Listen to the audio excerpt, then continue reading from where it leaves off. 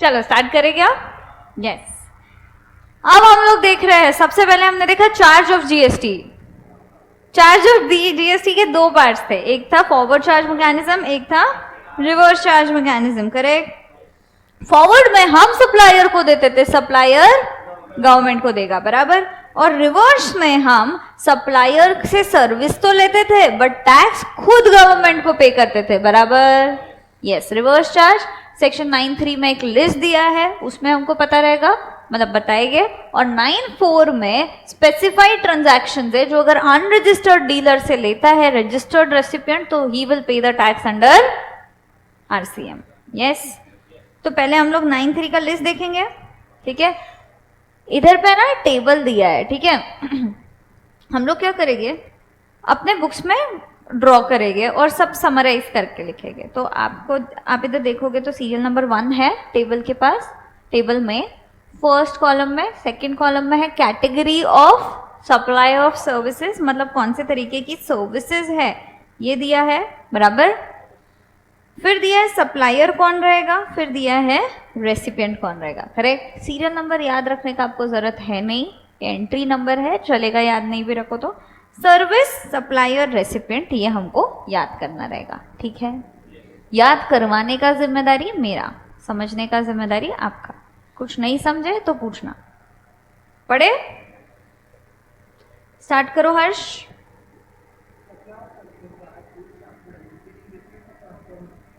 Supply of services, कौन सी services है? Goods transport agency की, मतलब ट्रांसपोर्टर गुड्स उसमें डालता है, कंसाइनमेंट नोट होती है किसके गुड्स है, कंसाइनर कंसाइनी लिखा होता है, ठीक। इन रिस्पेक्ट ऑफ, समझना, पर हम कौन से ट्रांसपोर्टेशन ऑफ गुड्स का बात कर रहे हैं? बाय रोड, बराबर। यस। तो सप्लायर कौन है अपना? जीटीए। रेसिपिएंट का लिस्ट इधर दिया अलग से, सेम ही है इधर भी, इधर देख ले। पढ़ो हर्ष, एक एक करके पढ़ना, हाँ, 1 2 3 4 ऐसे।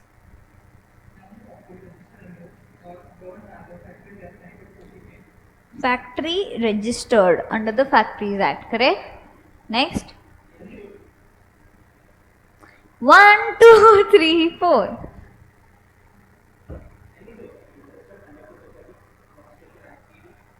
क्या सोसाइटी भी रजिस्टर्ड है? यस।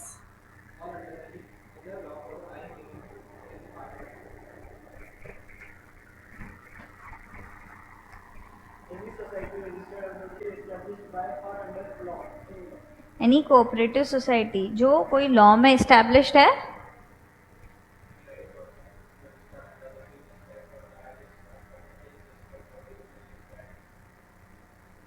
मतलब अपन ऐसा बोल सकते हैं कि कोई भी जीएसटी एक्ट में रजिस्टर्ड है तो। यस।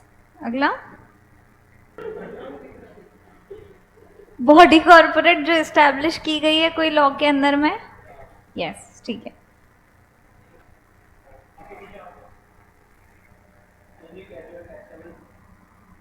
एक मिनट, अभी तक हमने जो ऊपर देखा, क्या ये सब रजिस्टर्ड थे क्या? Factory registered, society registered, cooperative society registered under any law, any person registered under the GST act, correct. Body corporate ये भी एस्टैब्लिश्ड अंडर एनी लॉ। सिर्फ पार्टनरशिप फॉर्म ऐसा आया क्या अपने पास जो ऐसा बोलता है वेदर रजिस्टर्ड और, समझे? अच्छा, partnership form including EOP BOI का फर्क पता है क्या? आप लोग में डिस्कस हुआ है ना पहले, बता दो।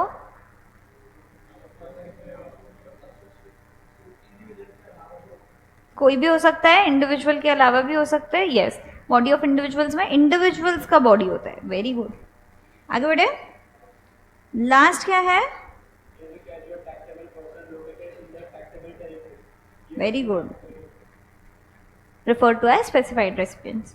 Any casual taxable person. अब क्वेश्चन ये है, कैजुअल टैक्सेबल पर्सन में तो कुछ नहीं दिया है, रजिस्टर्ड है अनरजिस्टर्ड है ये नहीं दिया है, बराबर। मैं आपको बता देती हूँ, ये जो है ये रजिस्टर्ड है। कैसे? तो हम जब एग्जेम्पशन आएंगे ना, एग्जेम्पशन टॉपिक पे, तब ये हमको उधर पे समझेगा। उधर पे दिया है, अगर अनरजिस्टर्ड कैजुअल टैक्सेबल पर्सन को दे रहे हो तो वो एग्जेम्प्ट हो जाता है। तो अगर CTP है, CTP मतलब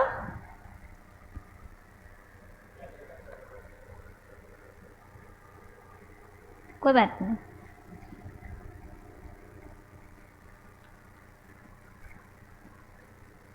कैजुअल टैक्सेबल पर्सन है, बराबर। मैं कह रही हूँ रजिस्ट्रेशन, अभी ये लिखने का ज़रूरत नहीं है आपको, ठीक है, रजिस्ट्रेशन में जब आएंगे तब समझ के लिखना, अभी सिर्फ ऐसे ही सुन लो। अगर मैं कह रही हूँ अनरजिस्टर्ड डीलर है तो उसके लिए एग्जेम्प्ट है। अब इधर मैं बोल रही हूँ CTP अगर है तो उसको RCM लगेगा, पर अनरजिस्टर्ड तो वैसे भी एग्जेम्प्ट है ना, तो किसको लगेगा? टैक्सेबल। कहाँ पे? समझे? ठीक है, ये जब आएगा उस पे तब देखेंगे। क्लियर है? यस। तो मतलब कि हम ऐसा बोल सकते हैं क्या?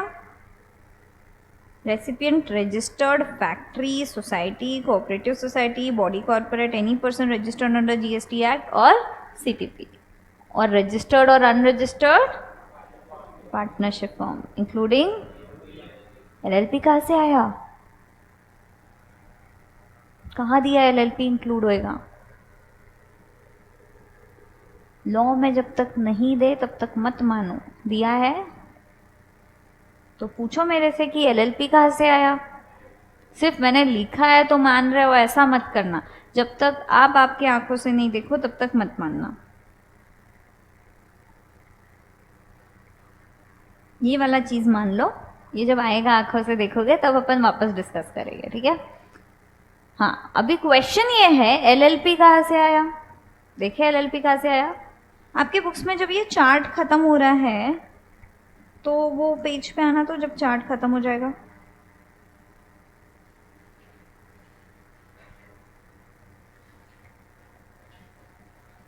आ गए?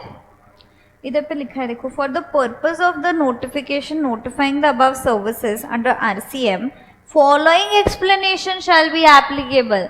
तो RCM के लिए ये एक्सप्लेनेशंस दिए है क्या? सिर्फ RCM के लिए एप्लीकेबल रहेगा क्या? यस। इसमें नोट नंबर E पढ़ना, तो पढ़ो।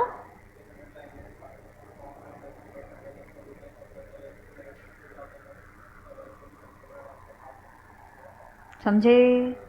LLP एक्ट में जो LLP फॉर्म होती है, बराबर, वो पार्टनरशिप फॉर्म में हम इंक्लूड करेंगे जहाँ जहाँ वर्ड यूज हुआ है पार्टनरशिप फॉर्म और फॉर्म, बराबर।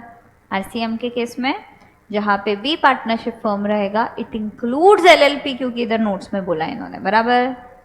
समझे? तो इसलिए चार्ट में हमने क्या किया, LLP भी लिखा। क्लियर है? तो रेसिपिएंट का लिस्ट समझा। अब ये समझते सर्विसेज क्या है। Services by GTA in respect of transportation of goods by road. अभी आप एग्जेम्पशन में वापस देखोगे कि GTA ऐसा GTA चाहिए जिसके पास कंसाइनमेंट नोट है। अगर हाथ गाड़ी पे कोई लेके जा रहे हैं गुड्स वगैरह तो हम वो GTA का बात इधर नहीं कर रहे हैं, ठीक है, वो सब एग्जेम्प्ट हो जाते हैं। तो इधर कौन सा GTA है जिसके पास कंसाइनमेंट नोट है। अच्छा, हमने बोला या तो FCM में टैक्स पे करो या तो RCM में टैक्स पे करो, बराबर।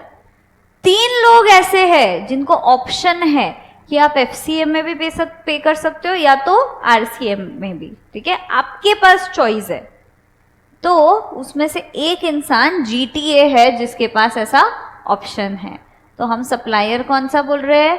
GTA having consignment note and not paying tax under, तो वो RCM में आएगा। ये कहाँ पे दिया है not paying tax under FCM? तो ये जब भी टेबल आपका GTA का खत्म हो रहा है तभी इधर दिया है। Further nothing contained in this entry shall apply where the supplier has taken registration under CGST 17 and exercise the option to pay tax on services of GTA in relation to transport of goods supplied by him under, मतलब इसको option है क्या forward charge में लिखने पे करने का? है। ऑप्शन है क्या इसको चूज करने का फॉरवर्ड चार्ज भी? यस। अगर वो चूज करता है तो आरसीएम लगेगा क्या? नहीं। अगर आरसीएम चूज करता है तो वो फॉरवर्ड चार्ज में कलेक्ट नहीं करेगा, जो रेसिपिएंट है ट्रांसपोर्टेशन की सर्विसेज जो यूज कर रहा है वो पे करेगा टैक्स। समझे? पक्का समझे? The supplier has issued tax invoice to the recipient charging GST at the applicable rates. बराबर? सही है? अगर आपने फॉरवर्ड चार्ज में सिलेक्ट करा है और आप कस्टमर से इनवॉइस पे बराबर से टैक्स चार्ज करके गवर्नमेंट को पे कर रहे हो, तो आपको रिवर्स चार्ज में पे करने का ज़रूरत है क्या जीटीए के केस में? नहीं, क्योंकि जीटीए का ऑप्शन है क्या? यस। समझे ना? इधर ये खुद से बोल रहा है क्या ऑप्शन है इसके पास? यस। ठीक है, तो फर्स्ट एंट्री समझा क्या आप लोग को? क्या है एक बार साथ में बोले, बोलो फर्स्ट सर्विस कौन सा है? सर्विसेज बाय अ जीटीए, जो transportation of goods by road कर रहा है। Supplier GTA having consignment note and not paying tax under FCM. Very good. Recipient देखे, रेसिपिएंट कौन कौन है?